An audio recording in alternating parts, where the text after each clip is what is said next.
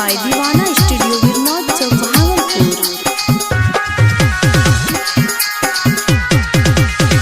पहले क्लास से तोरा चाहे छलियो दिल में रख छलियो तोरा के जान दिल तोड़ी चले गेली तू हो गे छोड़ी दोसर के मजा दैछ गे जान जान गे दिल तोड़ी चले गेली तू हो गे छोड़ी दोसर के मजा दैछ गे जान।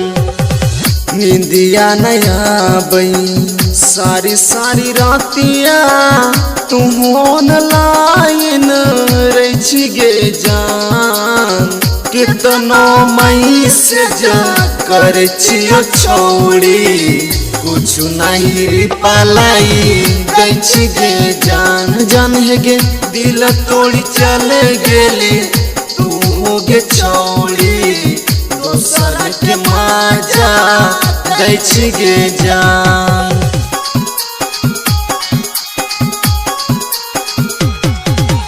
म्यूजिक बाय डीजे सिंगरन।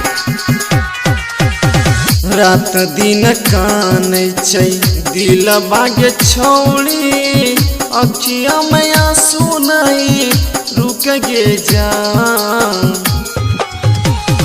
रात दिन कान छै दिल बागे छोड़ी अखिया में आंसू नहीं रुक गे जान।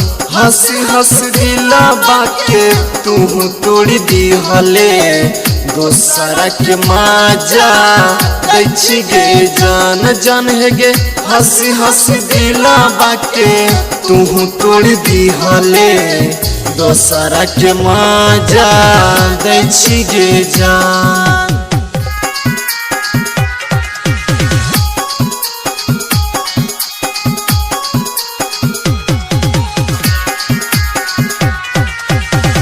कर ले प्यार में हमरा से खेला दिलवा के साथ खेल ले जान।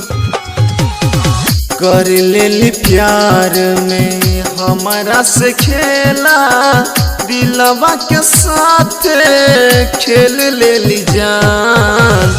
देवन दीवाना के पागल समझ के रोहित के मजा दैछ गे जान जान गे छोटू मिलन के पागल समझ के धनंजय के मजा दैछ गे जान।